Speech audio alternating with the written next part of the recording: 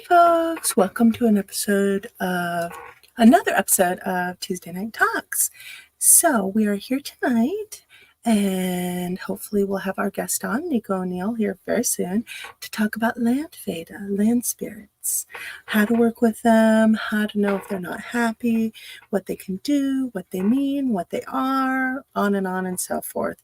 You know, we've got stuff like the Fae, we have nature divas, dryads, yokai, all things like that. All over the globe, we have land spirits, spirits of the land, elementals, and they each have a different association in each myth. So, but Nico is more the expert, at least on the land Veda, and that's more of a Norse term. Land wights or land spirits, however you wanna say it. Give me a minute here. Let me see where he is. At any rate, and he might be having tech troubles too. I know I've been having it all week. I've been having a lot of trouble uploading anything to Spotify. I've been having trouble getting this stuff to go, to move forward. I've been having trouble plugging into Facebook. I don't know. Mercury's not in retrograde, but it might be the lunar eclipse that's messing with everything. I don't know. Oh.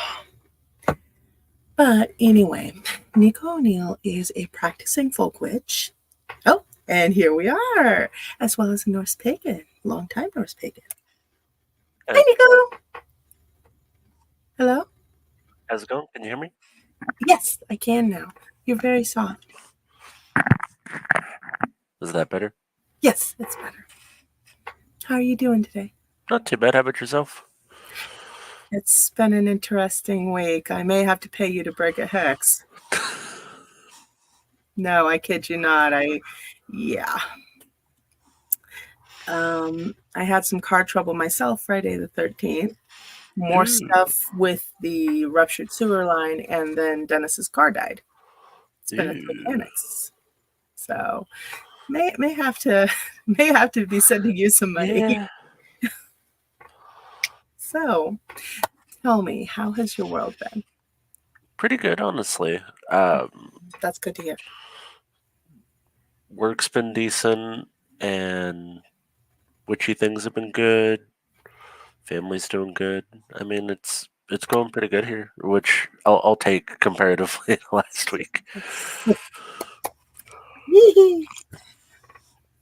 So I did a little bit of an introduction. Now, land spirits, fairies, everything like that, you know, I kind of tend to stay back from that.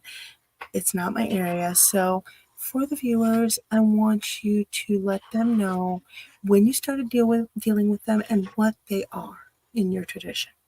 Okay. So I would say that I started working with spirits of the land, like elementals, things like that. I'm gonna say like an introduction about 5 or 6 years in my practice. I've been doing this for about 18 years now, and I didn't really get heavy into it until about 5 years ago. But I mean, some light. I was like, what the hell? Go ahead. Keep talking.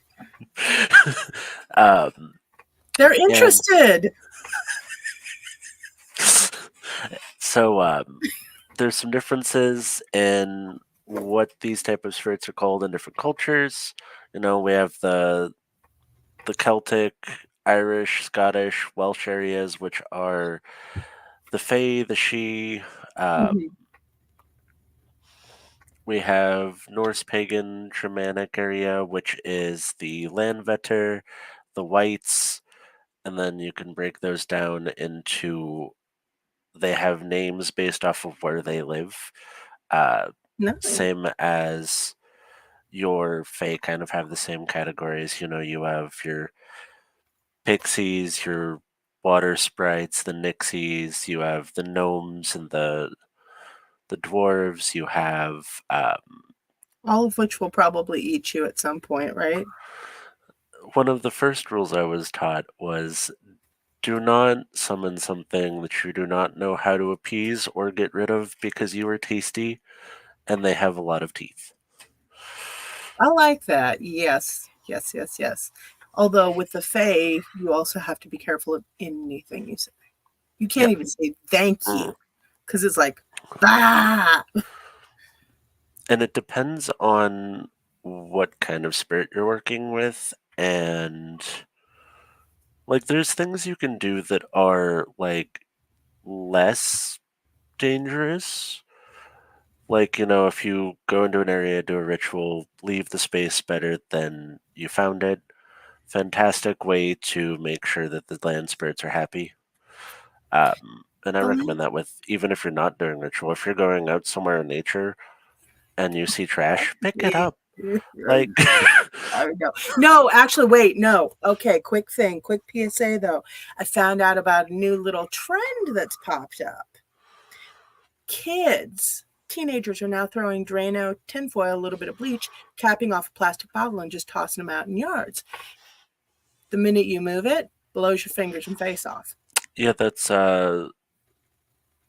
sulfuric acid, or what is sodium lauryl, tinfoil, sometimes baking soda. Yeah, that does explode and that can eat your skin. So if Apparently, you see a bottle with liquid, maybe poke it with a very large stick. especially if it's capped. Yeah, if It's it's capped. capped because boom. I was amazed. Like we don't have enough problems going on. No.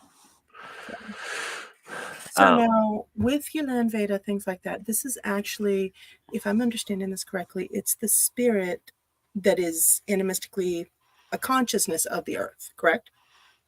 yes. Well, it goes back to the animism where they're not just consciousness of the earth, but like different elements and features around us. So, forest, trees, rocks, water features, the air.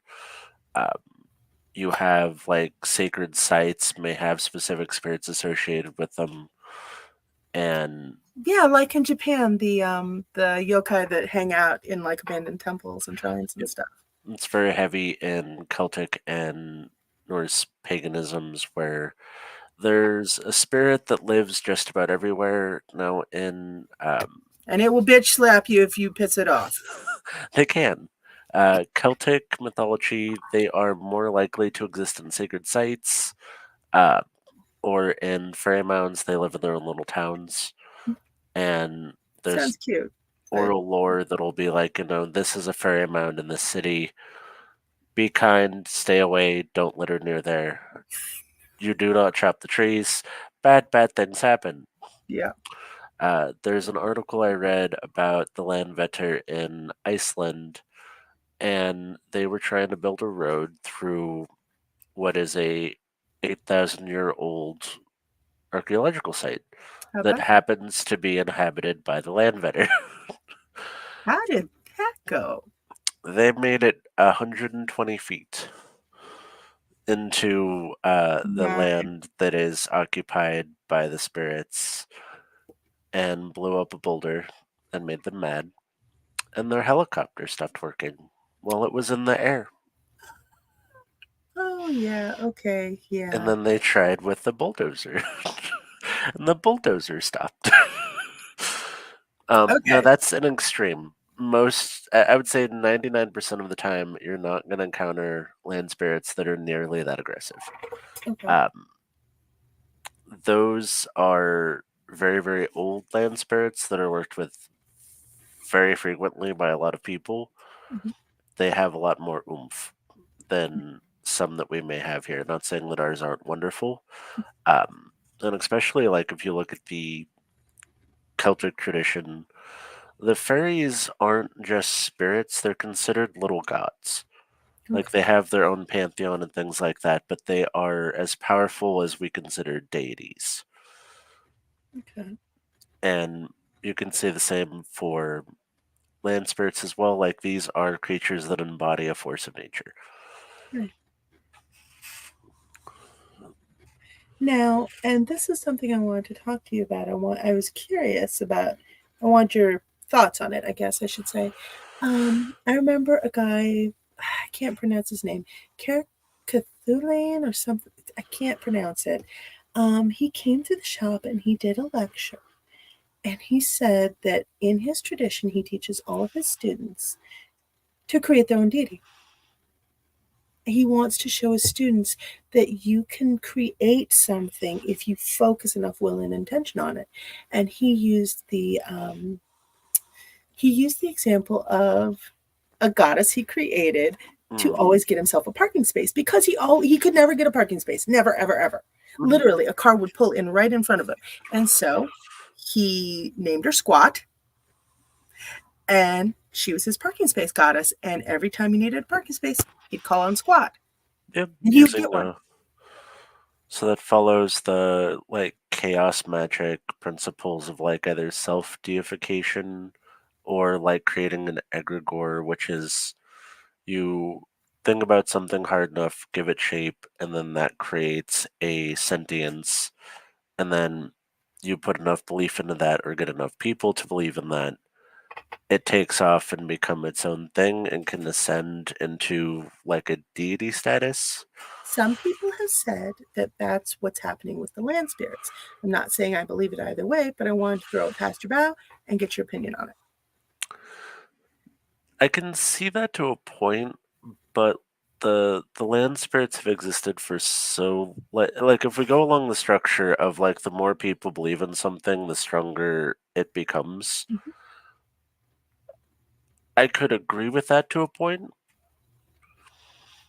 but we have evidence and writings of land spirits and like animistic creatures existing for literally thousands of years.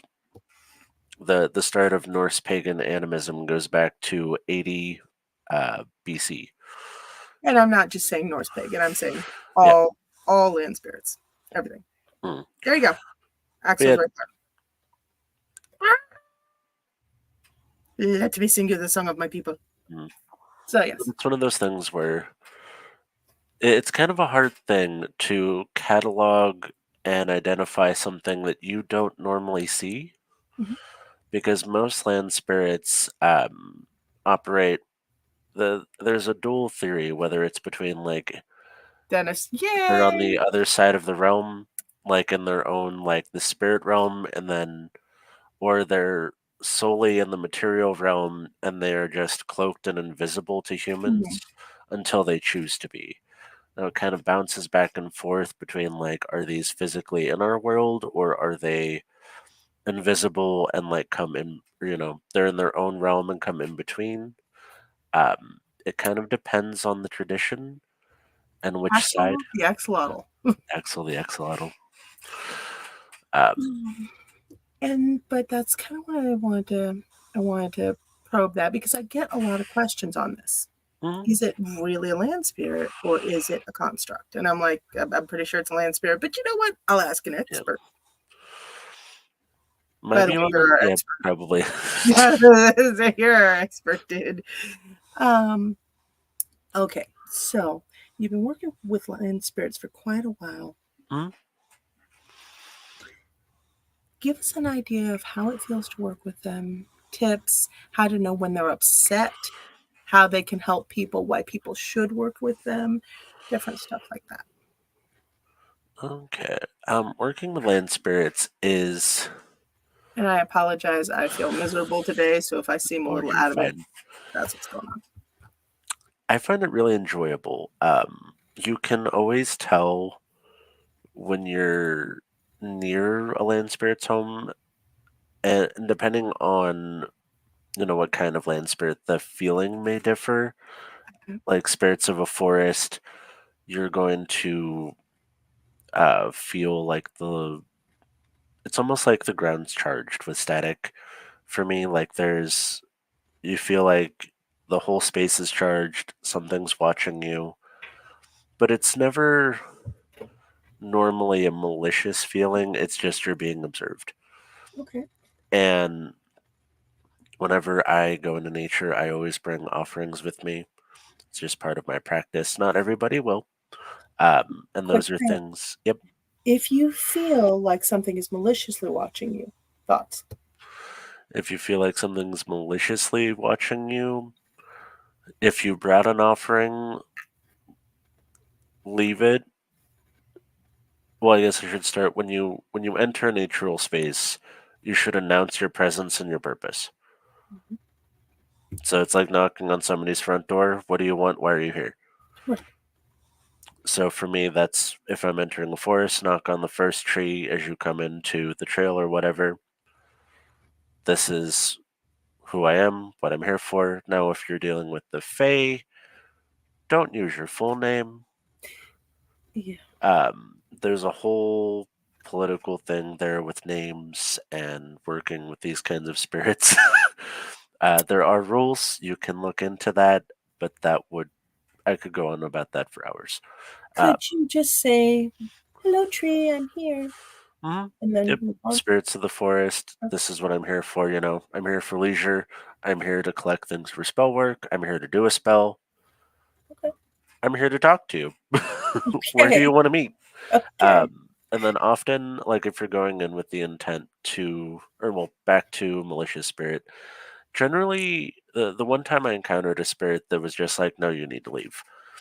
Um, we were out hiking and dusk was coming up, and it was like, well, we know that we were trying to head back, and the winds picked up really quick, like coming from behind us, and just the entire vibe of the forest just changed, where it's like you were not welcome, Yeah. you need to leave. And it's Yeah. like, okay, we're going. Now I have a question for you. Have you ever had it where you are in the forest, you are doing something purposefully, and the forest begins to change around you? Hmm. Yep. What does that mean? So that can be you either being opened up and kind of the glamour of the spirit world starting to fall around you, or um, you're in ritual space and you're creating your little pocket there, and you're kind of seeing through into the spirit world. So depending on if you believe that the spirits exist in our world or on the other side, they dropping their glamours here, or are you viewing into their realm because you've accumulated enough energy around you? Okay. And now what if you're just walking and it happens? You're just hiking along through and you're like, uh, You might have found a portal. ooh, okay. There's a lot of myths about people walking into sacred natural spaces and not returning or getting stuck with a fae for a little bit and coming back. I have a friend that went out into a field and they were making daisy chains for um that was the first harvest, and was like, I thought I was in there for 5 minutes. I'm just sitting in the circle of dandelions and I was having a blast with my friends. We came out of there 6 hours later. We made daisy chains for 6 hours. Hours. And I'm Uh, like, days.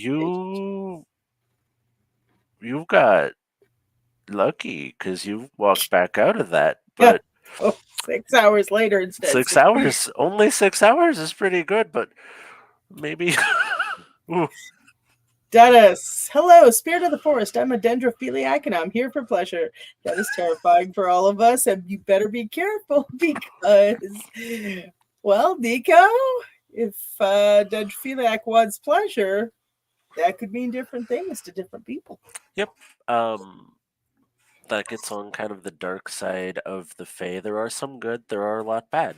Mhm. There are some that will uh take people, take children, take women for all kinds of purposes. Mm. Uh, and Watch your if you kids.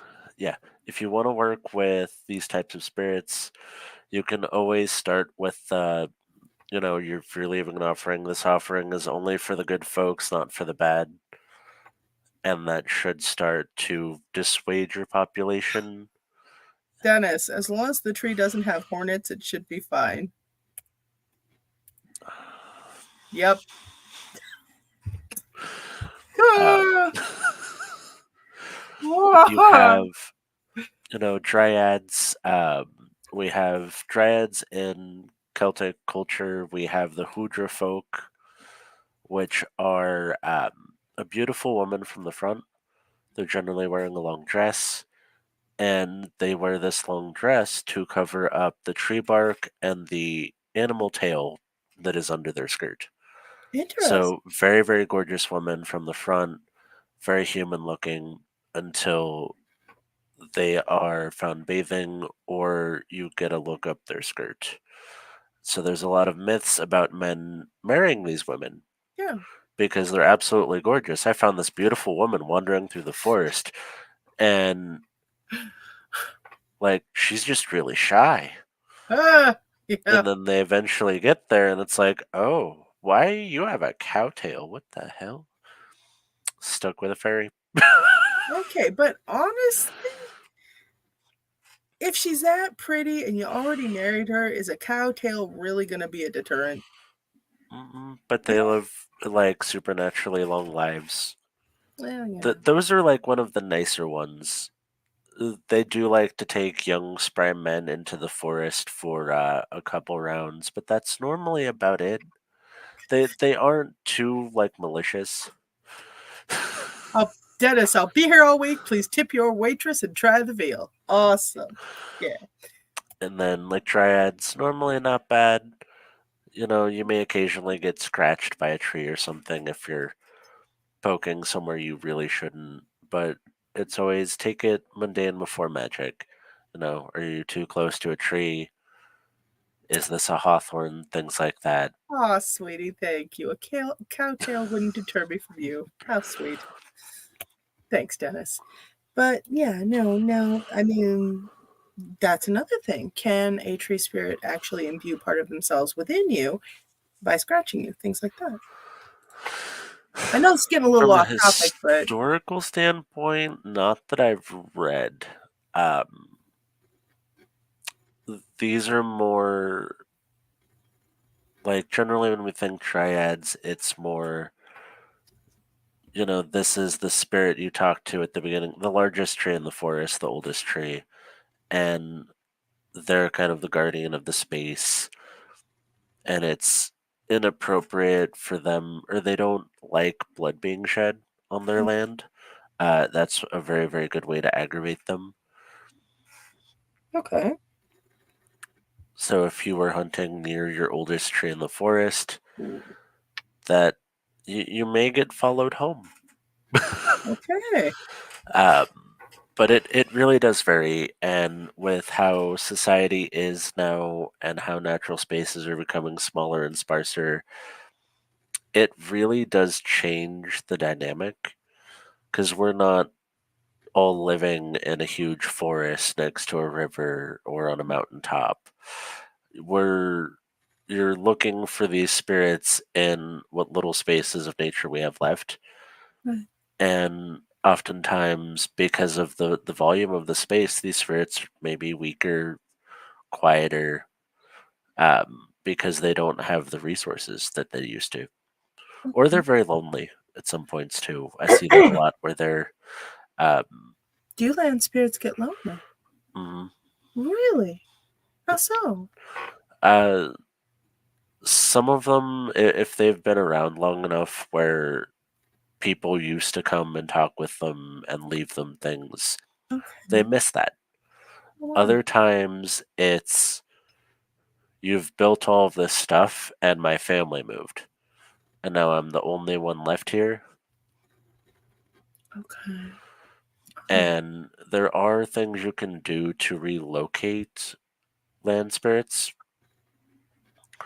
Um, there's a lot of, unfortunately, it's not a lot of like magic as far as it is like political discussions with them and like dealing with really?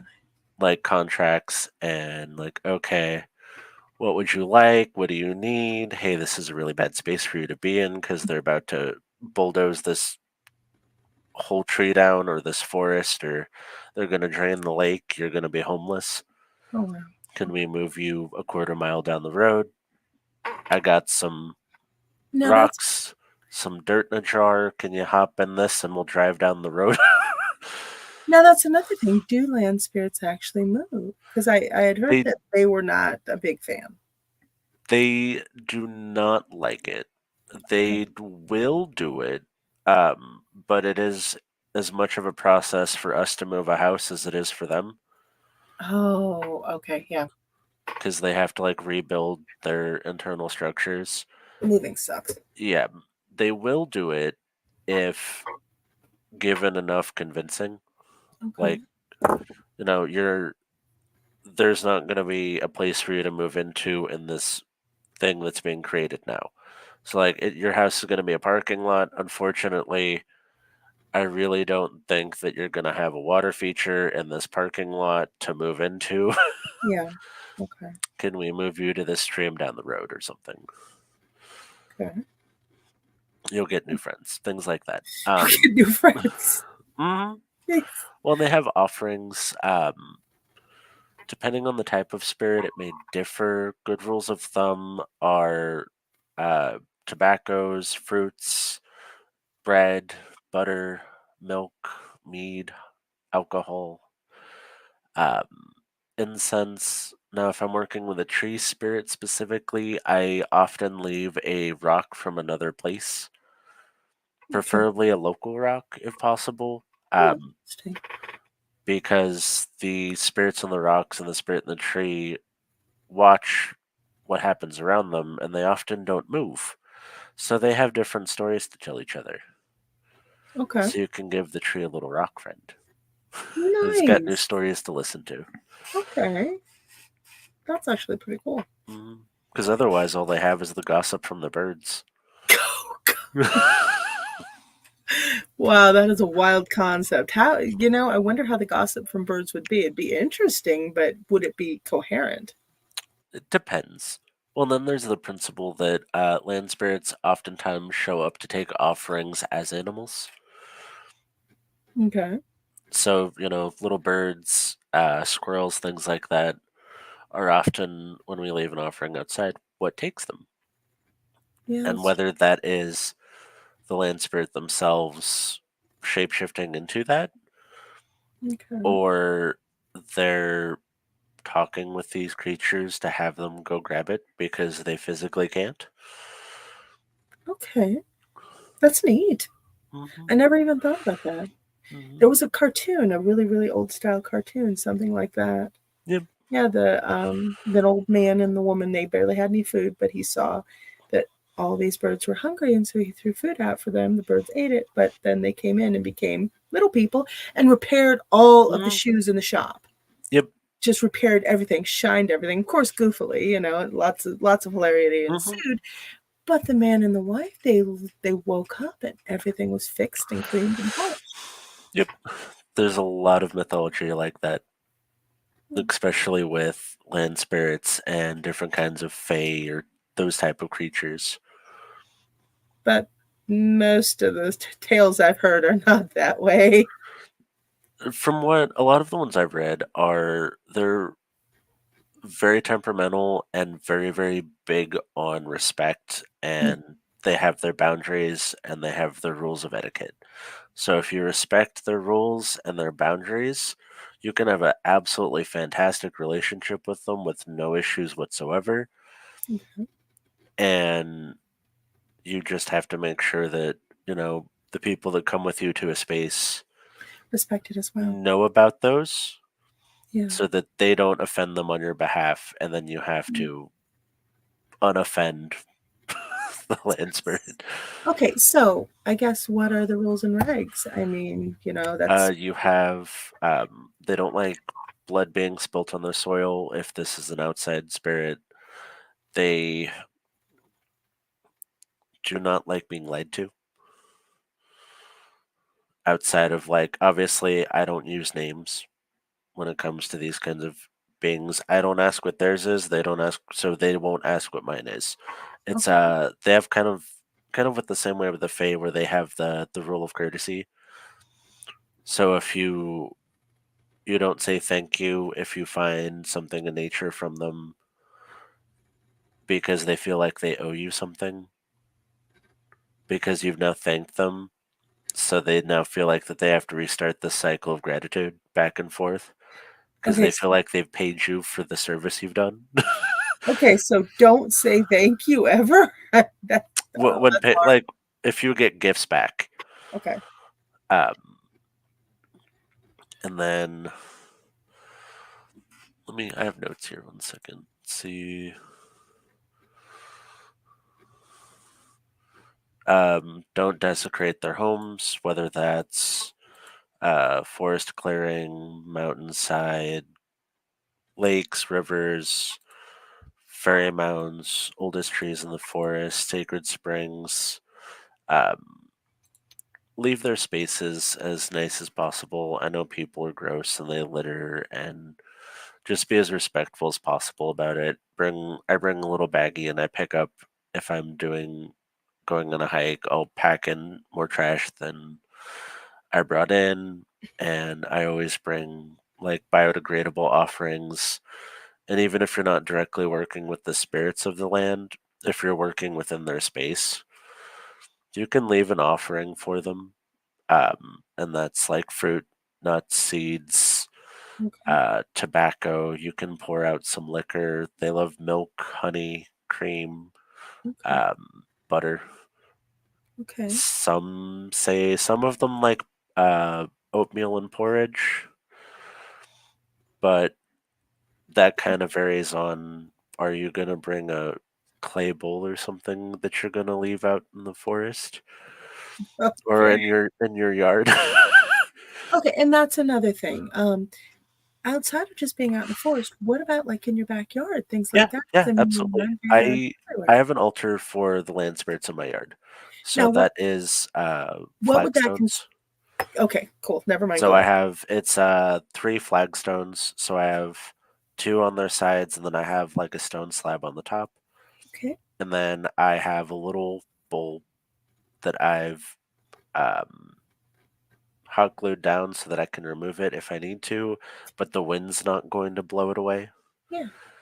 And then I'll bring out candles and like candles for him, go out and talk to him. And generally, I'll take like bread, butter, honey. It kind of depends on the what time of year it is. Um, I'll do fresh flowers Okay. where I'll pick them from my garden, or I'll bring them something new. In the Norse tradition, the land spirits really like thyme. Really? Okay. They're said to live in thyme bushes. Is Wow. one of the places that you find them. So I grow thyme in my front yard.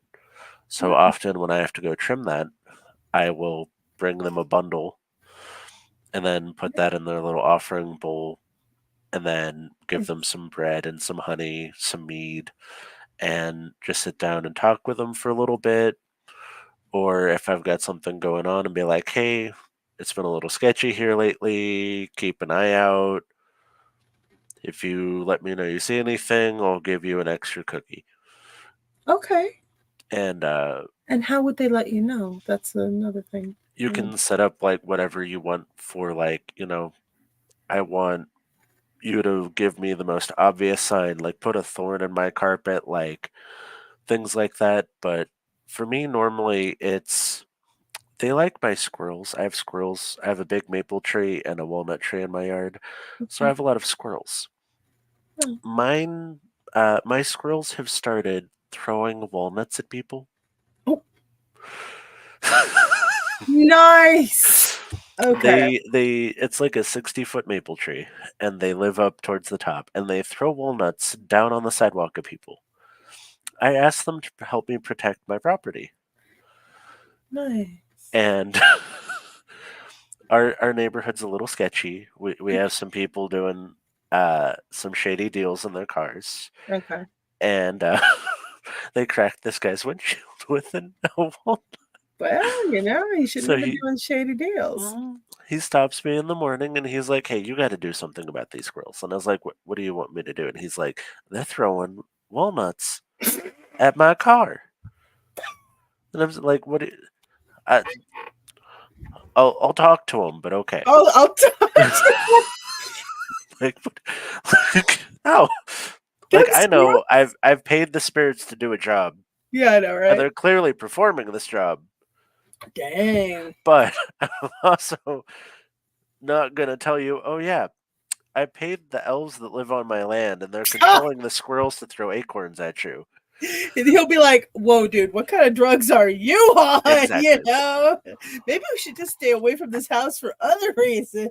They kind of do that anyways, Yeah, I was because gonna I say, do ritual outside, and I have a chain link fence yard, so you can just see me doing like a bonfire ritual, and like us going around the fire chanting.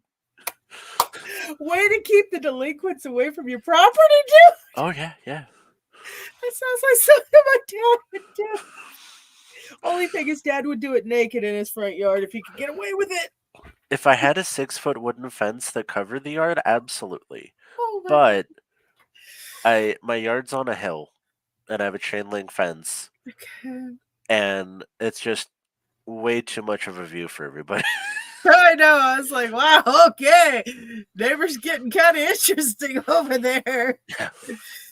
Oh man. I will tell you though, squirrels are gangster. They are a lot more Oh gangster yeah. lately than when I grew up with them. Oh yeah. Jesus. They're fantastic.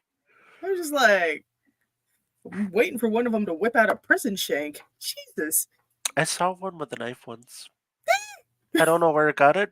I It's didn't like, ask any questions. yeah, I just just saw it running with a butter knife, and I was just like, "Oh, we're in the Stone Age now. Cool." gangster. Did the little squirrel go and move on? I wish. Oh God, hold on just a second. Dennis, he grows time? Is he Gallifreyan? Are you Gallifreyan? I'm really just two possums and a raccoon and a trench coat. I'm not really a person. Got it. I understand. Let's see. Trying to follow through on your request one way or another. And no, don't worry about it. It's okay. That would need your card anyway. Yeah, nah, that's okay. Don't worry about it. All right. Quit messing with my cards. It's my last unicorn deck. I love that deck. I rarely use it for readings, but I just really like the last unicorn. That was a good It's movie. actually a knockoff deck, but I don't have the $150 to get the real one. Mm-hmm. So, Fair. but no. Okay, so how many times per month would you do offerings to land spirits? I generally do it once a month, unless like there's something really weird or big happening. Okay. And then normally I follow kind of the wheel of the year with that, where Okay. as the seasons change, I'm changing out their offerings, what goes on the table, because their roles and who's around is changing too, and that's generally kind of falls on when the veil thins. Mhm. For most of the year is when, like the fall, the veil thins. The midsummer, the veil thins, Okay. and then full moons in between. Okay. So like 4 times a year, and then full moon every month otherwise. Okay. And you just leave out, whatever's appropriate, Hmm. and just say, hey, this is an offering. Yep. You can work out like if you want them to do something specific for protection. Hey, help me bring in abundance. Um, I don't like working with them for love very much No. because their view of love and our view of love are kind of different. I was gonna say, what is their view of love? Because that's a little scary. They do have it. Well, it depends on the what you're talking to. Because some of them have like traditional marriages, like the elves are. They have like regular traditional marriages. They have family units. Um, some of the scary ones have a human zoo that they use for their yeah. Okay. It really depends. I don't like working with those. The closest I get to something scary like that is I work with corn spirits, which are Corn spirits. yep, they're it's a classification of Germanic land spirits that are associated with fields and grains. Christina. Hi, everyone. Hi, Christina. And there's an entire genre of them. So this is part of where there's corn wolves, which is where the word corn dog came from. No way. Yes. Nuh-uh. Mhm. You're pulling my leg. No, because they used to feed the corn to dogs, so they'd save the last sheath of grain and then feed them to the dogs or the wolves to honor the land spirits and have a ceremony to honor those spirits. And then we have the Rugamuna, who's the Rye auntie, her husband, and they are kind of keepers of the field, but also have that boogie aspect where you respect the field and they only exist during like the time of harvest, no problems. You act out, they do occasionally take children. Or her husband is seen at the end of the harvest season, he will look through windows. And if you're having supper on the last harvest festival, as he walks around, if you see him looking through your window, whoever he looks at will pass the following year. Really? Mm. Wow. Christina. Hi, Alicia. Nico. No, long time no see. Indeed, Hello. Christina. We've missed you. Mm-hmm. And then there's another one which is like a whirlwind in a cornfield that they leave like flat spots of corn. Like they knock the corn down and you're supposed to go chase after it with a knife and yell at it in German and tell it to stop or you'll poke it. Yell at it in German, huh? Well, Okay. the incantation I have for it's in German, which I do not have memorized, and I hope that I never need it because I don't have it memorized. Oh, okay. All right. Sorry, checking to make sure we're all good on Facebook, that we're broadcasting right. I've been having all kinds of troubles. Okay, hold on. Dennis, I started thinking about Children of the Corn. Yeah, that's terrifying. Yeah, Sharon. that's Hi, part of where everyone. the myths came from, I think, is that there's like a cult of like Germanic pagans that worship these corn spirits. And Dennis McCullough, he walks in rows, would not be thrilled. Okay, God. Christina, I've missed you guys also, missed being here. Awesome. well, there's a theory that the He Who Walks in the Rose is based off of the Rye Auntie's husband. Really? Mm-hmm. Is kind of my theory. I haven't linked where they sourced their information for it from, but it seems likely to me that he's probably from German immigrant stories about the corn spirits. Wow. So, okay, we've covered working with, why they should work with them. What and what all can Landveda do if they are unhappy? And how do you know if they're unhappy? You'll most likely see the symptoms unless you're actively working with them and they're complaining. So this is going to be the plants are dying. This may be animals, like if you're a farmer and you have animals, you may have a fleet of cows just drop.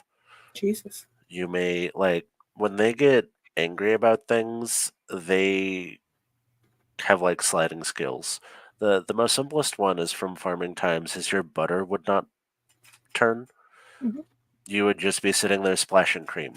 Oh my. And then it's like the most simple one where they're like, the cow is cursed. The land vetter is just mad at the cow. Or mad at the butter churner because they didn't give him milk or something like that. That's one of the easy ones. What about more modern day, like backyards, things like that? Modern day, having a bunch of poisonous plants show up in your yard that do not normally grow there. Okay. Having trees grow in through your foundations or your windows. Like think of nature reclaiming a space. Wow. And why would they be unhappy with you?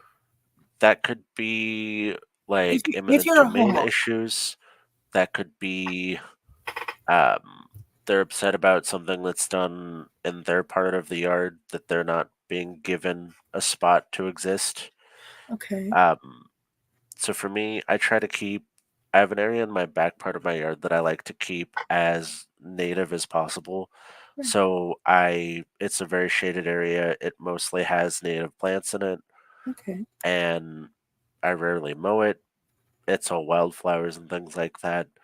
And I kind of fenced it off and told them, "This is yours. Okay. I'm not going to touch it unless the city tells me I have to." Okay. But it's all pretty much flowers and things, so I don't really have to go in there. I'll weed it every now and then, but it's not like I'm going to come mow down my entire flower bed. No. Okay. And so I specifically gave them a place to exist. I went, "This is yours.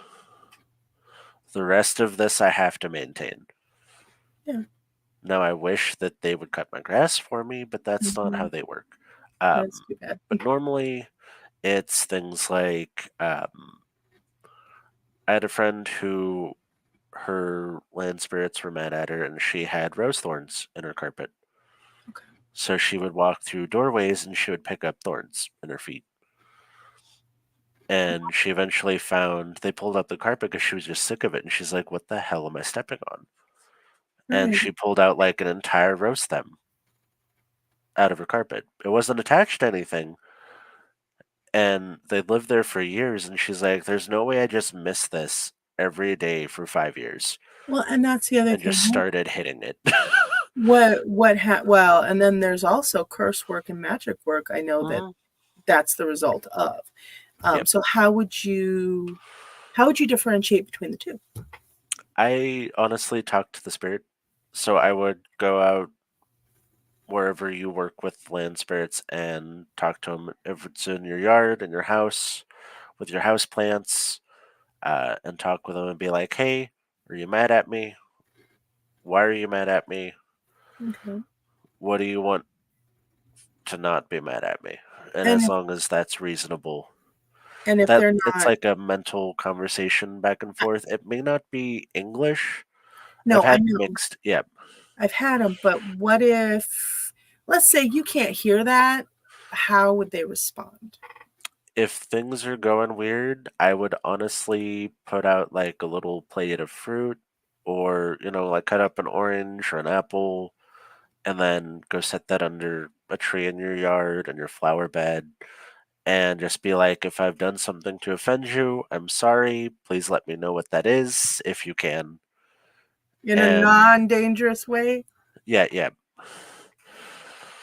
So, okay, because yeah, stuff's been a little weird around here, hmm but I will say with the ley lines and everything being purposefully skunked up, that would probably piss off a bunch of land Veda. You could use a pendulum. That might work pretty well because uh, you'll know when you have one on a pendulum because it moves a lot stronger than other spirits. Okay. Like they once you connect to one of them, like that pendulum, mine almost goes like full horizontal, and then I have to tell them to calm it down because I can't read something sideways. Ah, okay. Okay. Um, okay, because yeah, no. This year, last year, there's been a lot of weird activity around here. My friend Nicole, she's Mm, really tied in with the land, the trees, everything like that. And all the land is just getting really weird. And mm. then I know Yeah, myself, trees drying off and stuff. Because just that's like when they pull back from a space, like it's almost like you salted the earth, like things just start dying off. and yeah, there's a lot of death around here. But I know from my home, I told you, I think I have all these poisonous things cropping up out of nowhere. Poison oak, poison this, poison that, poison creeper, blah blah blah blah blah blah blah, even around the shop. And it's like an explosion within the past, I'd say, 3 years. And I'm like, well, I can't light this stuff on fire because I'm within the city limits. Mm. So, but it's just really weird. And the stuff grows back like that. I can cut it Oh yeah. down and boom, right back, right back, right back. And I'm like, Mm. okay, that's weird. So, Mm. I have a few volunteer trees that were like that, where it's like, why are you growing where you are? Please don't. And then the stupid thing comes back, and I had to drill into it, and they have like a herbicide for trees. So I had to drill like 2 inches or cut them down to their stems Okay. or stumps, drill 2 inches in, and then fill it with herbicide and then like wax seal them and Wow. then Okay. see if they come back next year. Uh, And hopefully not. But I've heard that if you can't pull the whole root system out, that you may have to do that for a couple of years. But eventually they do stop. okay, that's nice. Cause And then yeah. for poison ivy, reseeding the area with ground covers that Okay. will choke out what's like the poison ivy that's coming in. Right. They normally grow in a shady area, so you're gonna want something that will Mint. mint. Mint will choke anything out. It's just Yeah. like, and I love that stuff. Anyways, Mm, the only problem is you can't really pick it if it grows over poison ivy, can you? I wouldn't pick the stuff next to poison ivy, Okay. Because yeah. but you could wash it with your like vegetable wash and probably be okay because it comes off with soap. It's oil based. Okay. Sweet. But yeah, no. I better throw some mint seeds around because woof. Hmm. It just won't stop. It doesn't matter if we're in a drought. It doesn't matter what it is. It's just like, blah, and I'm like, Otherwise, I haven't tried this one, but I've heard straight boiling water really? over like a problem area of plants, like for weeds and things. It'll kill the plants, and then you can reseed over that, whether that's grass, some kind Mhm. of cover plant, moss, things like that, and let that come back. Okay. So you dig up the ground and then just pour the seeds in, or Hmm. just toss them in there. Yep. Turn the dirt over and let it take over. Trim it Nice. down as close as it can if possible. You know, you are really. I have to admire something about you. You are very home loving, home and yard loving. I love that. Hmm. If I wanted a homestead for a very long time, and just the finances weren't available for the land around me, Hmm. because on our side, it's to get enough acres to have a good homestead. I couldn't afford it. Yeah. And they weren't selling parcels that small. Where I could buy land, but the farmers out here wanted you to buy thousands of acres, And and you that's thousands millions of of acres. dollars. Yeah, that's Yes. millions of dollars. Hi. And so we settled for a house in the city. You sure you And don't have any Earth sign in there, man? Because you. I do like farther in my chart. I have some Taurus placements in my like extended chart, but No, I meant in your close ones. none of my three. No, Wow. Okay.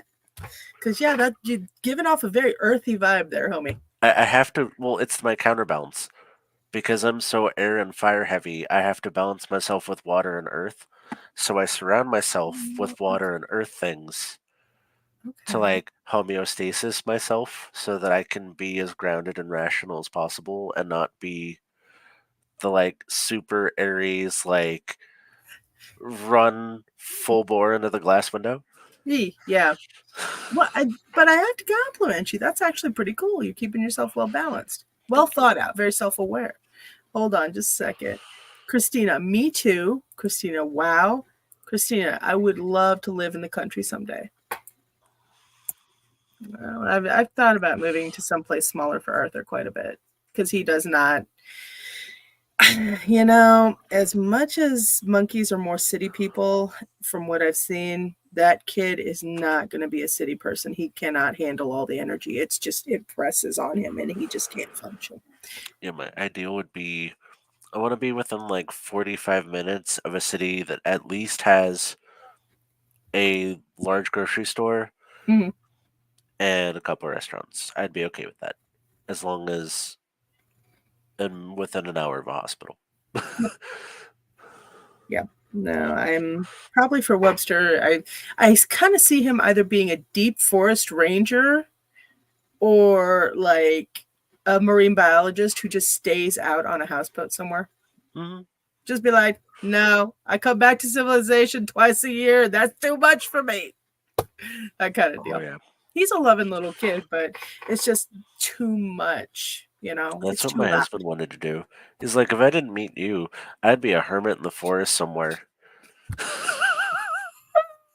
I feel that though. I get it. Oh God. Yeah. No, I get it. Okay. Hold on. Christina, I've always lived in the city and town most of my life and would love a change. I get that. Get that. I get that.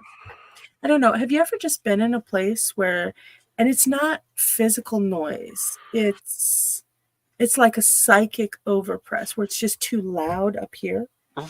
I don't like apartments for that reason. Yeah, I know. There's a lot of, especially like places that are temporary housings. There's a lot of like background noise as far as like people's stuff and like people have passed away. And I kind of have that at my job too, just because the building's been there for 20 years. We have residents that pass away a couple a month, Oof. and it's just kind of the nature of the facility, but Yeah. also it makes the building very psychically active Yeah, that would. Yeah, you're right. Okay. and like not just like with spirits, but like energetically too. Like there's a lot of Yeah. movement and a lot of Transition. transition and funk. Ew. I have rooms that I walk in that it's so charged the hair on your arm stands up. And it's like you walked into like an entire static wall, like Yeah. as soon as you enter the room, and it's like everything just stands up and you're just like, Oof. I'm gonna get in here and get out of here as quick as possible because no thanks. Would there be something you could would there be something you could take or charge or program or does it naturally where you could just like pull it out of your pocket, set it down, and start almost like an chemical Mm, transmutation on automatic? yeah, I would use for like an energy cleanser, probably like shungite or so because I can't burn things at work, our Yeah. smoke detectors are way, way, way too sensitive. I crush camphor tablets and put them in a spray bottle. So when I mop the floors Mhm. and stuff, I put camphor tablets in my mop water and I mop the floors. And Okay. then I have a little spray bottle that's holy water and camphor. And then I spray the carpets. God. Now, this isn't when I have a resident living in the apartment, Yeah. but if they're living in the apartment, I'll do energy work and I'll do the cycle where I'll make like a tornado of Yeah. energy and suck all of that up Yeah. and then ground it back out. Christina, that sounds rough. Station 33. Oh, well, hello, Station 33. Can't burn things at work. Are you a slave to employment? Burn stuff at work. Okay, well, Well, I would, but that's a $3,000 fine for a false fire alarm I know. and I know. a electronic cigarette will set off our entire system. Are you kidding? If you're close enough to the detector, which in the rooms you would be.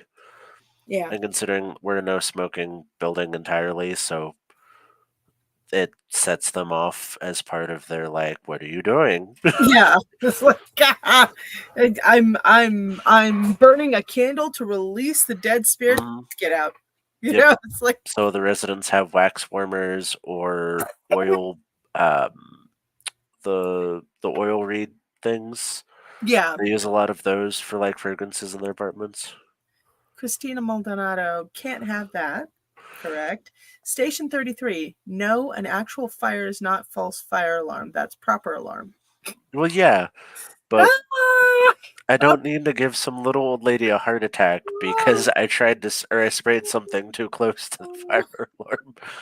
But no, I typically if it's something that's like too meaty for me to handle at work, I keep a spirit trap jar with me and I Would you be will willing to come on and do a demonstration of how to do a spirit trap jar?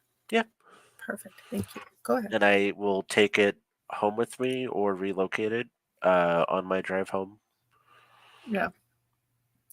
So after you trap the spirit, what do you do with it? Depending on, so if I'm doing like paranormal house cleansings and it's a malicious spirit, I am going to until I can release it into a safe place.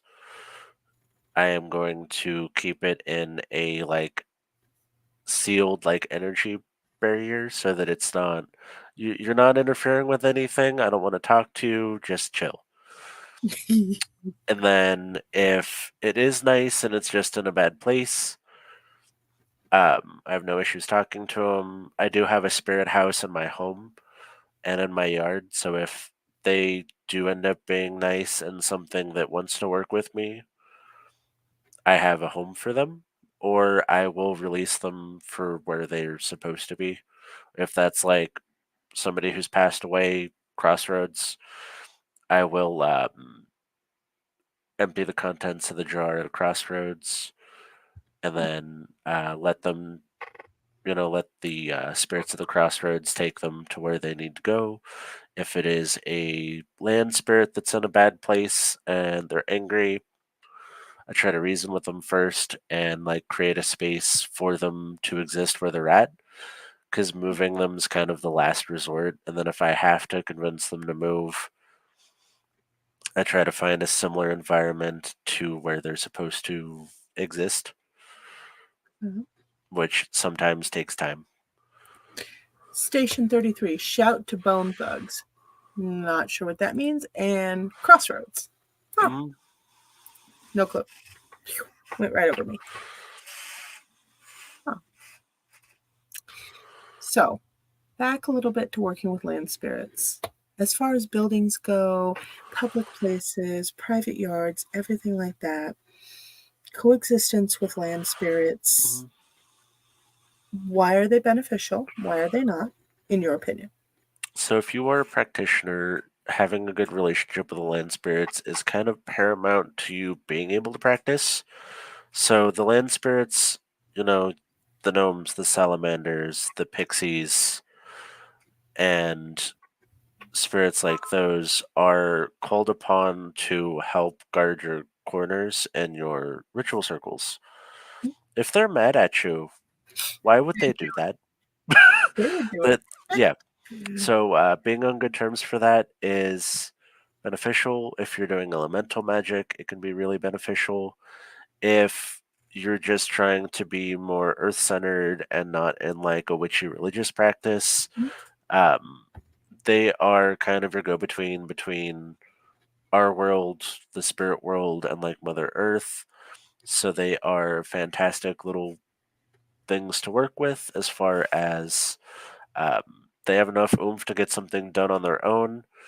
And a lot of the practice involves being very earth conscious and, helping with pollution, picking up natural spaces, and, leaving offerings of fruits and seeds and things benefit natural wildlife. Or planting native flowers and things like that all boost the natural environment. Okay. Station 33. If one subscribes to human souls going to the after places, would any lingering spirit type ever be good? Yeah. Actually, yes, quite a Mhm. few are. Yep. But Nico? So there's, depending on your concept of soul, and that varies on culture, but a lot of the times spirits get stuck. And it's not that they weren't good people, it's that they either A, aren't aware that they passed on, and until they begin like conscious that, I'm no longer living, they can't begin that transition through the afterlife because they still think they're here. The other one is they are conscious and have unfinished business, and until they finish that business, they're going to stay here. And then you have um, like your imprints, which are like something really bad's happened here, and it's just playing a recording. The spirits moved on, but you're just watching their TV show on rewind going Yeah. on. Uh, Yeah. but as far as there are good spirits that stay. There's bad spirits that stay. Um, It just depends. From my experience, most people that pass away generally move on if they didn't pass away in a violent or like sudden issue, that generally within 3 days to a week, and then you can start communicating with them in about a month to 3 months, depending on what all they need to work on before they're like on the spirit side. And Why a month? Why a month? processing, learning, they have to You have to let learn the what's going let on. the ego go, work on how do I navigate this side, get all of their things in order, and generally it takes a week or two after the person's passed to process them for their final resting. Christina, wow. And then Karen C, the real McCoy. Hi. Hi, Karen. How are Hello. you? Christina. Hi, everyone coming in. Thank you, Christina. Karen C. New here. Subbed sounds right. Right Nice. on. Nice. Okay. Yeah, the spirits have a lot of things to work on when they pass, and until they're in their final disposition, they're not at rest. They may, so they're gonna follow their body until they're at rest. So whatever that ritual process looks like, whether that's them being buried, cremated, you've had your celebration of life, things like that, until you've honored the dead and put them to rest, they're not at rest. Okay. Oh, Karen C. Interesting. Thank you. I also wanted to ask you, Nico, how much do you know about body switching and soul swapping? Mm, The closest I can get you to that is destiny swapping, where you're changing, like stealing somebody's luck and future for your own, Okay, but not like physically taking somebody else's body. that's interesting. Destiny swapping. Do you think you'd be comfortable doing a Tuesday night talk interview on it? Mm, Okay, cool. Awesome. That one's a it generally a very mean practice. I'll say Well, that, but yeah. I mean, Lee. Hold on. Karen, we won't know till we are on the path. And besides, destiny swapping, you don't know what that person's destiny is going to be. They might have some good things, but they could also have a lot of bad, it often comes from jealousy, and you're looking at somebody who's leading a very successful, very happy life, and you're not. Well, you don't And know then, behind the curtain. yeah, you don't know what's behind the curtain, and it's one of those you often bite off more than you can chew. Yeah. Christina, is that a thing? I guess it is. Mhm. It exists in a lot of folk magic practices, but those come from places of oppression and enslavement. Yeah, okay, that's true. Never mind. Now I understand it a bit better. Parents see Christina, hi. Nice. But yeah, no, yeah, you never know what's going on behind the curtain for somebody. Hmm. Never. And I've always found it's better if I find something I want, then that just means I need to propel myself toward it. Yeah, yeah. Well, that's a lot of people's mindset, but some people like the easy way. But I don't think that's the That's easy not way, because the easy. amount of time, energy, and money you have to put in to maintain and work those rituals is not easy for most people.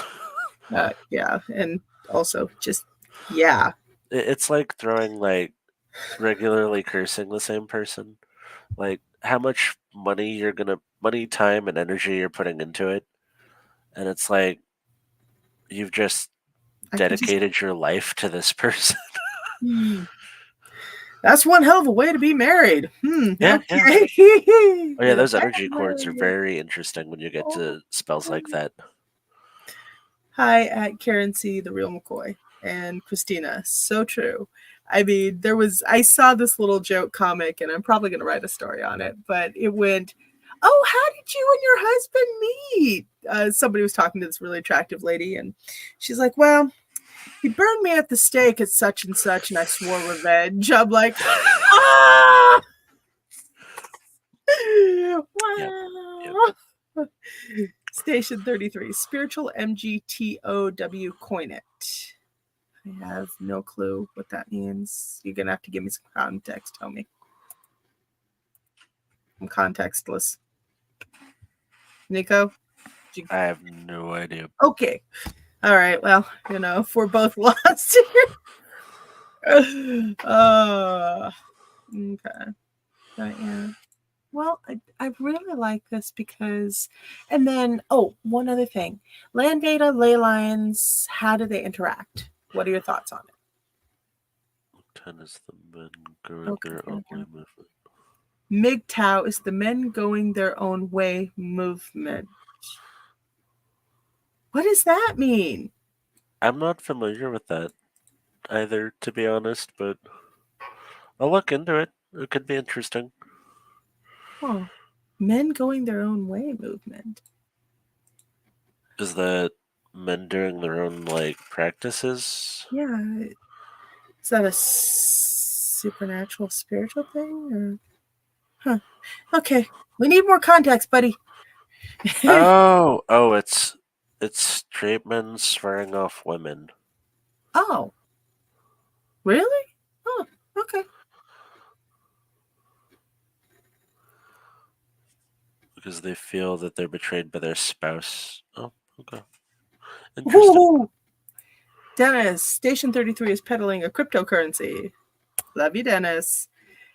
Station 33, it worked off the way he was describing the fate switching thing. The humor timing is lost. Oh, okay. Okay. Although if you've got MGTOW, then you have to have WGTOW, women going their own way, right? I mean, that's been a thing for a while. For a while, though. No, I saw a video and there was this guy going, "Where are all the women who don't want a man for his money?" And then this male realtor popped in. "Oh, they already have their own houses and everything. I'm a realtor. Do you know how many single women I sell to? You got to step up your game. They don't want money. They want a lot of other things." Hold on. It's 2024. She's got a job and she probably makes more than you do. Ouch. Christina, hi, Dennis. So, yeah, no. Somebody was like, people accusing women of being gold diggers, but they forget they don't have any gold. Mm-hmm. It's like, oh. Just, I didn't just say it. MGTOW coin. Oh, okay. Okay, hold on here. Can you guys see it? There. MGTOW coin. Crypto and Bitcurrency. Cool. What is up with cryptocurrency anyway? I don't understand it at all. It's an alternative currency to the American dollar. Really? It's people are trying to move away from banks in some cases because they feel that the banks being controlled and big government and stuff, and I get it to a point because even my husband doesn't. Well, he hates all bureaucracy in the whole, but preach. Yep. Well, no, and I did find it interesting. I was talking to the bank here in town that I use, and apparently the government forced them to take all these loans. They forced every bank. They didn't want it. They were solvent, and they were still forced to take it, and they were one of the ones that paid it back fastest. So, and yeah. Those and what? Those are guidelines for offerings in the Norse and Celtic on what the land spirits prefer and kind of where they're found, and they like liminal spaces and liminal times. Liminal spaces, liminal times. Please explain and extrapolate. Liminal spaces are those in-betweens, so crossroads, like the edge of a forest and a clearing, rivers. They're places that feel like they're kind of ethereal. So it's a weird mixture of I'm both here and in the spirit world. Okay. And then liminal times are like dusk, dawn, your equinoxes, and different moon phases where where we call the veil being thin because they operate between the veil. The veil is also their home. Okay. All right. Hold on here. My daughter's the type of person to hide her money in the mattress. Lol. Yeah. I've got both going on. So I love me my banks, but you know. Mm, And then I do need you to write up a short article. already have it. Oh, you're awesome. Okay, cool. All right. Send it over to me. I don't know what's going on with the website and the tech. It's fighting me hard right now. And it's weird because Mercury's out of retrograde. We should be fine, but man, it's just Well, we went into eclipse season, and it's supposed to, the next 2 weeks are supposed to turn everything back over again. fine. I know. Oh, happy lunar eclipse, by the way. Yeah. So what are you looking forward to getting rid of out of your life? Me, I'm like, get rid of all debt and bills. I wish. No, I shouldn't say that because then it's like foreclosed on your home. No, oh yeah, be careful how you word Yeah, that. I know. Okay. Spirits are I'm almost kidding. Just like, yeah. How about absolve anxiety? How's that? Yeah, I think I'm gonna release stress and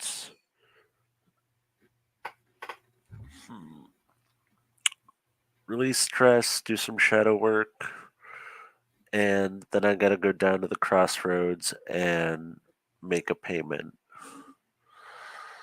For? Just as part of the I did some work for a client and I have to go take that down to the crossroads and pay them for helping. Okay. I Now, did out of curiosity, for everybody that lives by a crossroads, which is either man-made or natural, can be either one. Wow. Where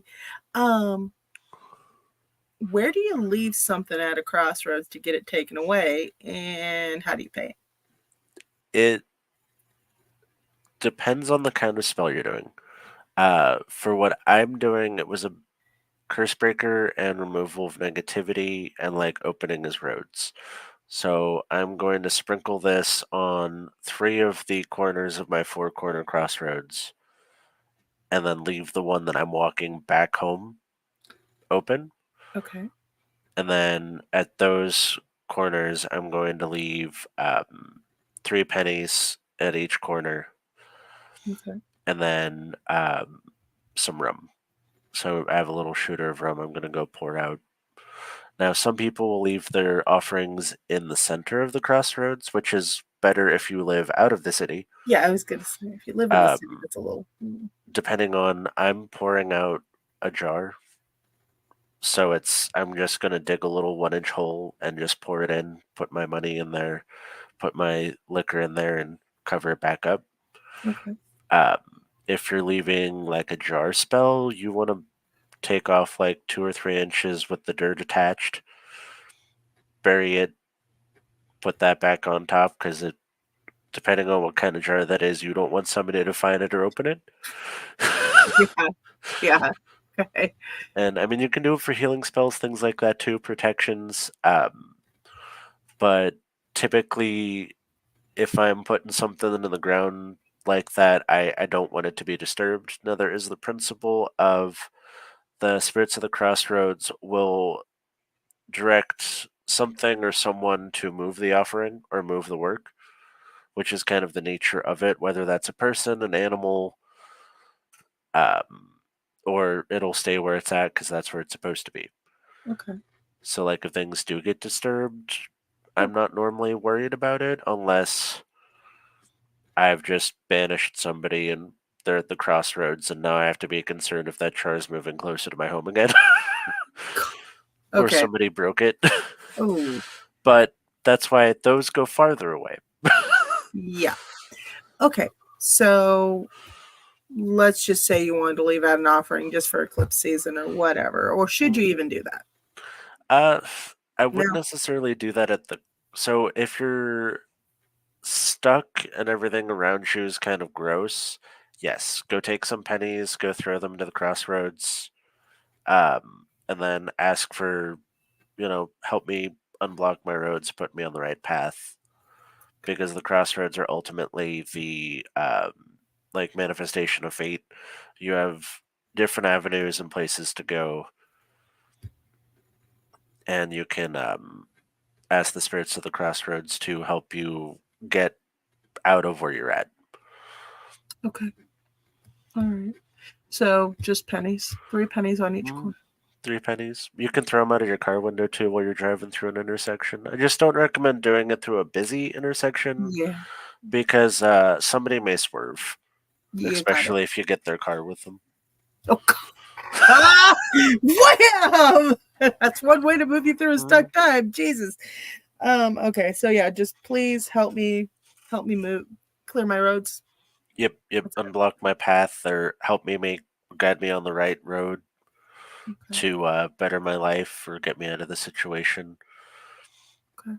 Station 33. So some spirits are Elmer Fudd walking off the cliff but doesn't fall till he reads the book on gravity. Okay. Christina, I wish I knew how to do magic because the moon is full and beautiful. Station 33.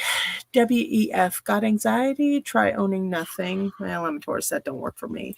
Dennis McCullough. Autumn equinox is Sunday at 7:34 a.m. Okay. Yep. Station 33. Dennis, rather than the crypto thing, you could have backed me on the hit single Crossroads by Bone Thugs and Harmony, you boomer. Technically he's Gen X. He's Gen X. Oh my God. Okay. Christina, oh no, we don't want anyone getting hurt. Yeah, no. True. Try to avoid that where possible. No. All right, my dear. Well, is there anything you'd like to add? Book recommendations. Ooh, yes. Catherine Briggs has an entire series on working with the Fae. I believe it's the Encyclopedia of Sprites, Hobgoblins, and Brownies. But Catherine Briggs is like the foremost author on like Celtic like fairies and like the relative spirits. And for the Norse side, I looked at Spirits of the Land, Finding and Working with Land Spirits in Druidry by Brandon Myers. Can you put that Yep. in the comments? Christina always. Yep. Yeah. And by the way, we are getting a lot more interest on YouTube than Facebook nowadays. I find that interesting. Normally, it was all Facebook. Well, I think it broadcasts to a larger group of. Because I have the same issue with ours where I have like 3,000 people that follow or almost 3,000 people that follow our Facebook group, but only like 20 are active. Okay. And so I have like this small pocket group of people that are like super active. And then I just have a bunch of people that lurk. Yeah, lurkers. Yeah. Oh, lurking is always a thing. We've always got lurkies. I found on YouTube that I get more like active people, and then they randomly stumble across it because their algorithms cross right, and kind of getting a better group crowd going along, which I really appreciate. I love seeing the same faces, but no, our it's regulars. always nice. We always love the regulars. We love the people that actually keep going with this stuff, but we also always like new faces. So, yeah, I'm just really surprised it's starting to cross over to YouTube. So, because used to be YouTube was dead. It was just dead for me. Well, see, I find that weird because I think so did I. Facebook, it's really weird for me because like, well, we use Facebook as our like main platform. A lot of the people that are younger than me view Facebook as where I go talk to grandma. I know. So, like, if they have a Facebook account, it's for people that are like 30 plus, really. And so a lot of the younger people don't use it. And it's sitting there like, well, okay, then we have a target demographic. But also, like if people only use this to talk to family members, they're moving to other platforms for resources and information and trying to figure out where they're going. I mean, I've started doing the whole TikTok thing. I still have no clue what I'm doing there, but you know. You need they changed it, but it was you need 200 followers. Well, it's weird. They said 200 followers, but my dad joined my live the other night and he has 7 followers. And I have no idea why he can do that, but um I don't know if it's the age of the account now or what. Well, But what I've been doing is I've been downloading the pre-recorded stuff, just the short stuff, mm, and putting it up, yep. and that's going well. I Yeah, don't know. I don't know. I don't know. Could you actually live stream a show like this that's this long, or like the Psychic Roundtable through TikTok? I thought it was only for short stuff. kind of. So it works differently. So when I do TikTok lives, ours are generally 2 to 3 hours. Now you can go as long as you want, but Okay. to do that you would have to do um it's almost like a Discord call where so you start the live and then you get um there's a button that says click to do multi-guest and then you can bring up like 9 people Okay. and then you can invite specific people or like send it out and then you have your comments scroll like normal, but it doesn't you get a recording once everything's done, but they're more restrictive on what you can and cannot say, Well, I was which I was is really interesting. I was also going to say, could you stream StreamYard through to TikTok? Now, you may be able to if you make a custom RSS, Mhm. but I haven't found a way to cross that. The only way that I could think of doing it is you can put TikTok on your computer and then screen share your video of this with the audio. Hmm. Interesting. And I think you could do it that way, but otherwise you'd have to go live on your phone and then like No, point. no, just no. I Judy haven't tried to Sites. cross it. Okay, Judy Sites. I started watching on YouTube so I can scroll on Facebook. Hmm. Okay, That makes sense. interesting. Interesting. Okay, Station 33. Me and Dennis come from the back alleys of YouTube known as Panoverse, the Zoom calls. It's going to destroy what's left of YouTube with Springer brain rot types building narcissist cults. Oh, well, hey, you know. YouTube is MySpace 3.0, MySpace, and then Christina. This channel and the Norse Witch are the only 2 channels I'm subscribed to as of right now. Okay. Norse Witch is good. Freya Nordling, I think is who they're talking about. She's she's got some interesting stuff. She's a Norwegian woman living up in Sami territory. Station 33. If you go over 12 hours on YouTube, it won't save as a video. Well, good God, how could you possibly go over 12 hours? Jeez. A 12 I've hour. heard. Well, even on TikTok, between 90 minutes or 1 hour plus, you get a puzzle piece that you have to like swipe over, or it'll like end your live in 5 minutes after that pops up. So you Wow. have to be like attentive. It'll like cover your whole screen though, so you can't miss it. But Christina. they had people doing sleep lives on TikTok where like they'd go to sleep and have people like gift really loud things to try waking them up. It was weird. It was I a would weird not. time.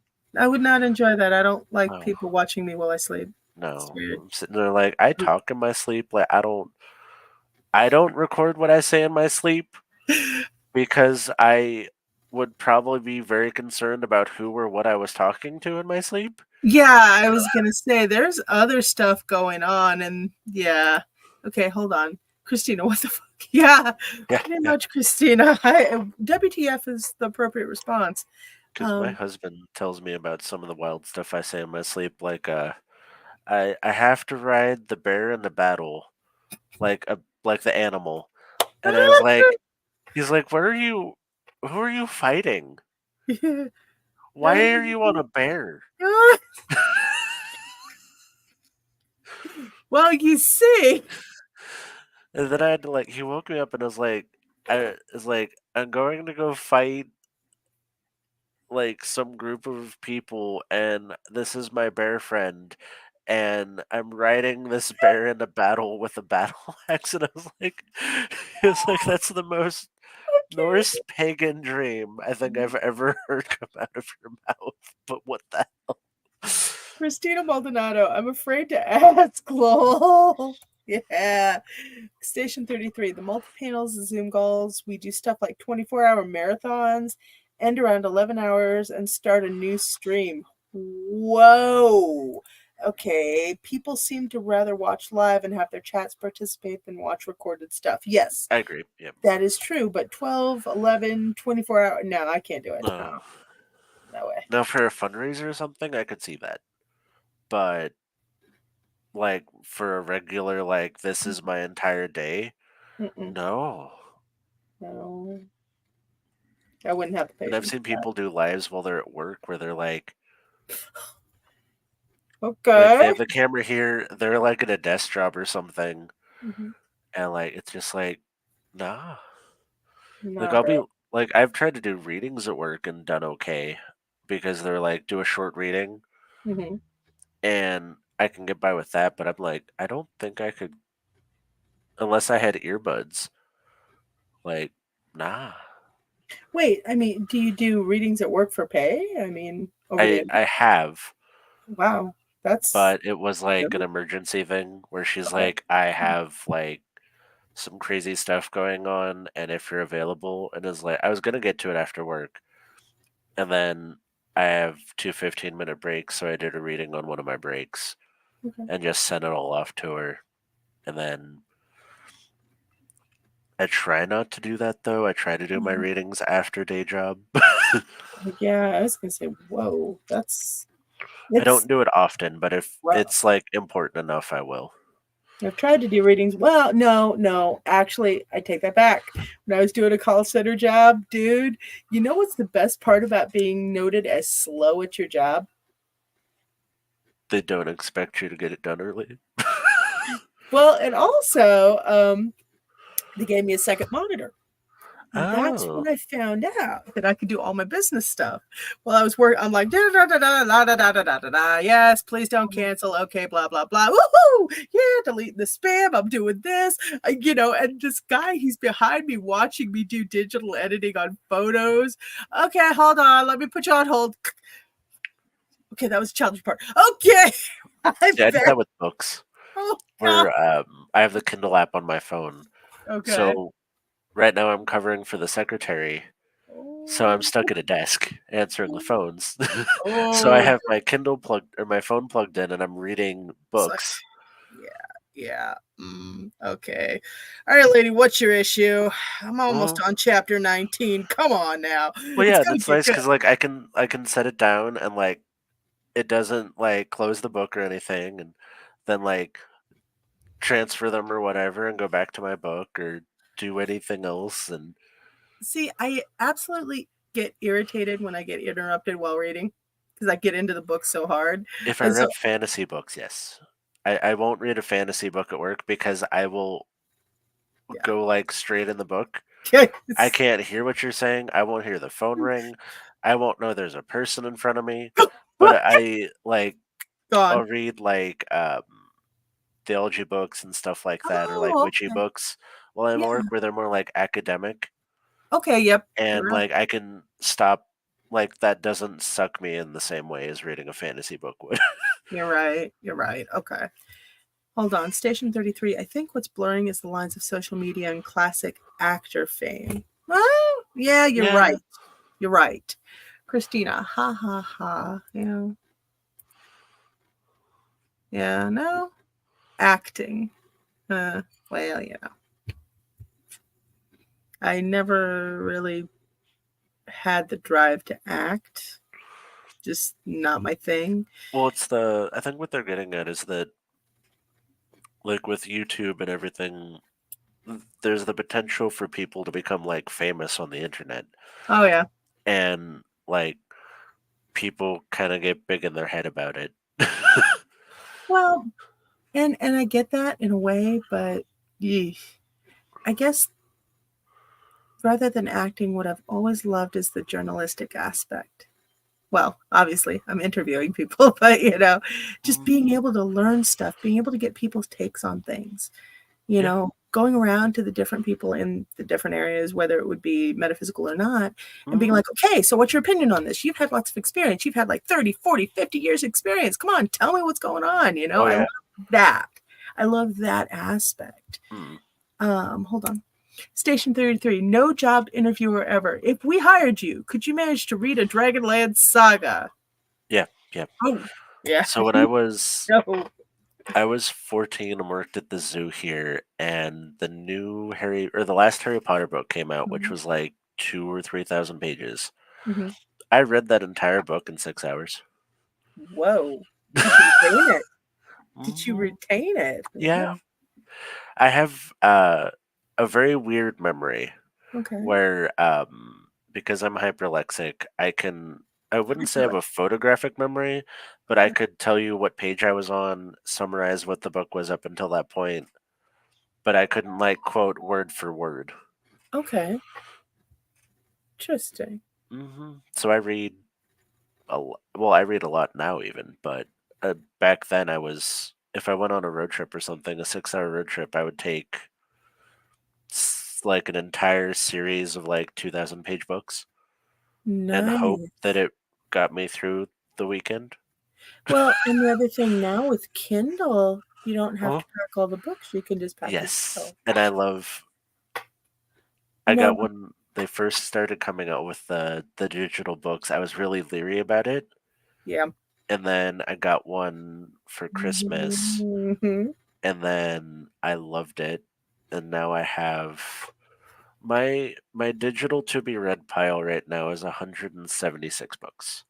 Nah, I haven't even bothered. Nah, I haven't even bothered counting because I know I'm just throwing books on there, and it's like, Oh oh, yeah. Alicia, you're never gonna get to these. I'm at the point where I kind of want to do the like Kindle Unlimited I because have, there's a I lot haven't. of I don't. So like It's good. if I'm getting books that are like current in print, I'll buy the book or like wait till they go on Prime special or something. See, I actually love the feature where you have them send a sample. That Mm. way, you can read a little bit first. And for me, Decide. the author's, even if it's a really amazing story, the author's writing style, that's Yeah, that's it's hit gonna or be. miss sometimes. I Mm. don't know about you, but okay. There are people that read Anne Rice and they love Anne Rice. And then there are people who can't touch Anne Rice because they get lost about 10 pages in. Hold on. I know a guy that's big on Soul Trap if you want to check him out.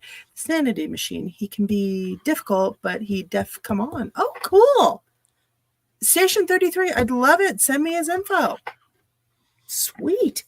I might actually have him on the Psychic Roundtable for that.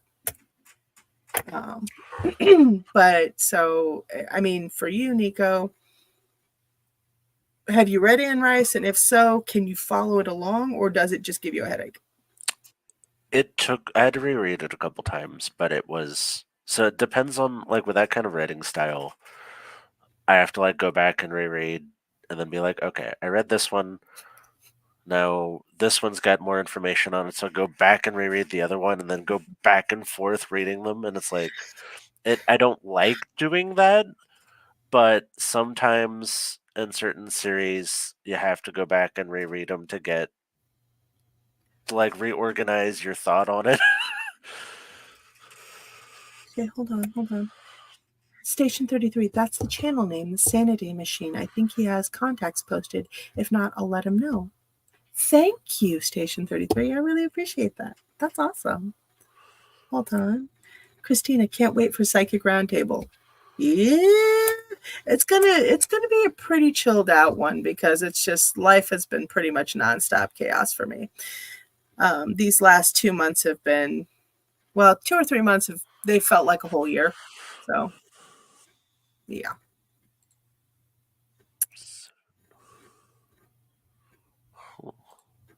What? I'm looking at there's 7 channels. What? Oh, that's I'm looking at that guy's channel. The Oh no, same. here it is. Okay. I was looking. It put me on a hashtag for some reason. Oh my God, Station 33. The Psychic Roundtable already knows you can't wait. Yes, we do. Yes, we do.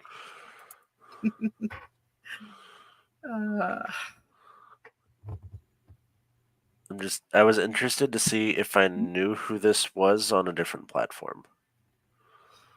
Well, Doesn't look like it. Christina's laughing. Well, I'm definitely going to check it out. But Station 33, if you could let Sanity Machine know, I'd love to have him on. We do the Psychic Roundtable at 8:30 or 8:45 every night. Tech Gremlins withstanding, and it's just a variety of different topics.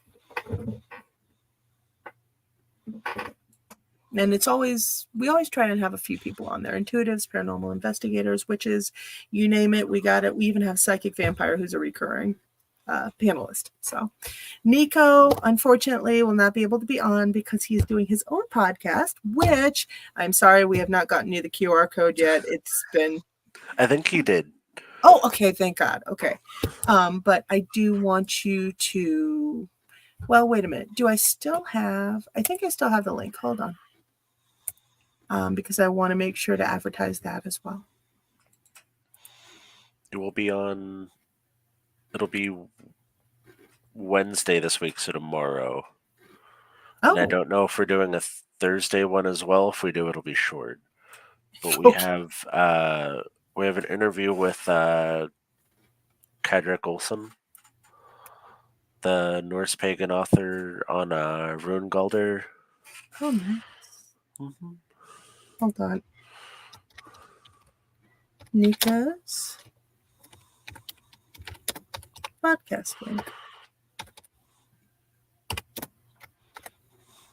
But that was all Chrissy. I thought that she's like, I want to interview some authors. And I was like, okay, cool. Like, well, let's find some PR teams and like see what happens. Mm-hmm. No, she just pulls out her cell phone and starts texting these people. And I'm like, Chris, like, that's Gypsy.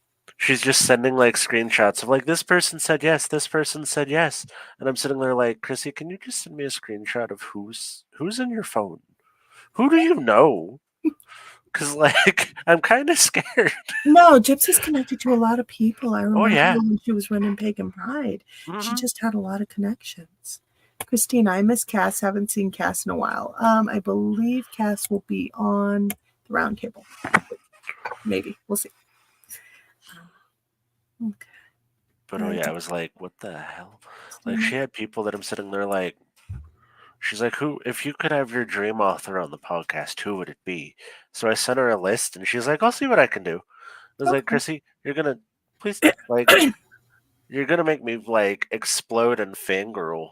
That's awesome, though. That's amazing. And I'm like, I love it, but we're sitting there like, we just launched this like a little over a week ago. And we don't have a big channel. We don't have a huge following. But she's got all of these like powerhouses in the pagan community lined up. And I was like, Chrissy, I love this. But also, you booked 3 of our podcasts every month with people. And that is absolutely awesome. But yes, but that doesn't give us time to talk about anything else, which was our issue. And we're like, Chrissy, we love this and we love how energetic you are, but can we reschedule with some of these and space them out a little more? Like maybe one a month or so? I was gonna say, having authors on, having every famous guests on and everything is great. But one thing I've seen with a lot of different podcasts, once you get into that, it kind of loses some of the heart. Yeah. And that's what I was worried about is like, if we wanted to do like a pagan book review podcast, that's what we would have done. But we're doing like a witchy education discussion podcast where like we cover different topics and stuff. Christina, just sub to your channel, Nico. Awesome. Awesome. Thank you. Thank you, Christina. But no, yeah, but I think it's absolutely awesome that she has all the connections. That's Oh really yeah. cool. I'm sitting there like I know a couple that are like local who have been here in town, but I'm sitting there like half of the ones I know have passed away at this point. I love pulling on local people and people that, I meet at the psychic fairs, different psychics Yeah.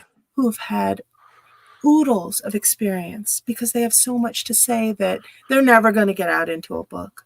Or at least it's going to be a miracle if they do, which I think is sad. I don't think that should be the case, but writing a book is not for the weak. And well, different topics like finding a publisher that'll take it. I'll be like, I want to write an expose about the pagan community in this town. I'll be like, no.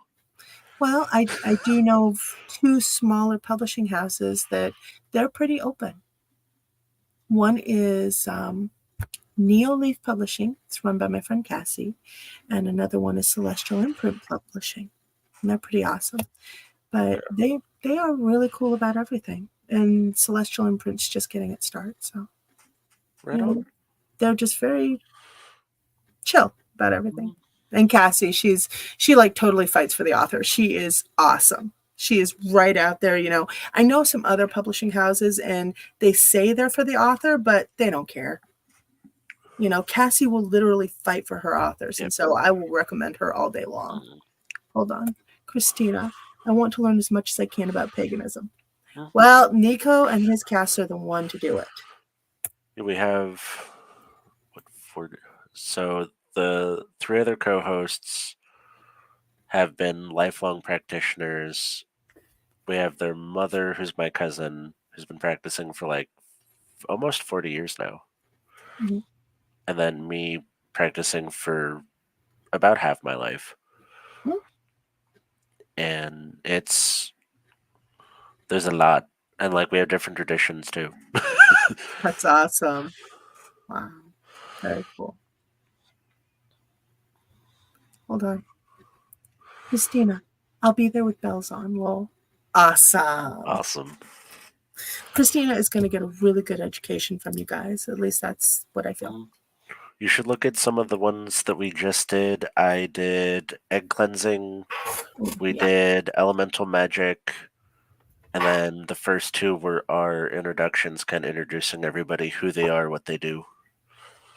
Okay. The girls couldn't join the first one. Chrissy wanted to jump the gun, so we did our introductions and then brought the girls on and interviewed them. Hey!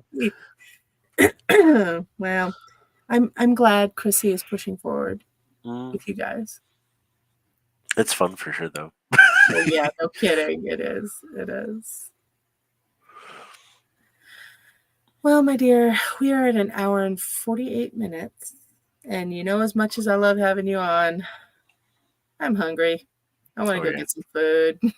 And also, I need to talk to you privately about paying you to take off a hex. No problem. Because there's just been too much. All right, my dear. Oh, hey, what am I looking at cost-wise? Reversal's 35. Cool. So you're going to do a reversal just right off the jump? I mean, I'll do divination on first, kind of see what I'm dealing with. But reversal's great. And then, do you need anything from me? I can get the address for the shop, and I have your name. That should be enough. Okay. Sweet. Thank you.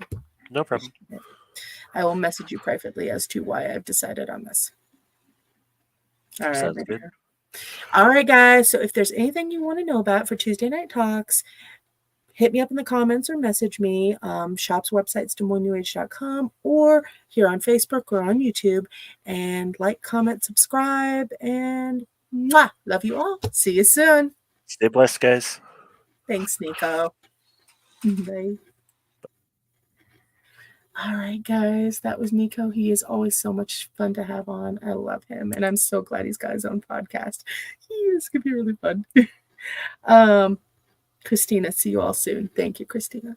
And then I am going to go to our Tuesday night closing because, man, I could eat an entire horse right now. All right. Love you guys. Mwah. Till next time.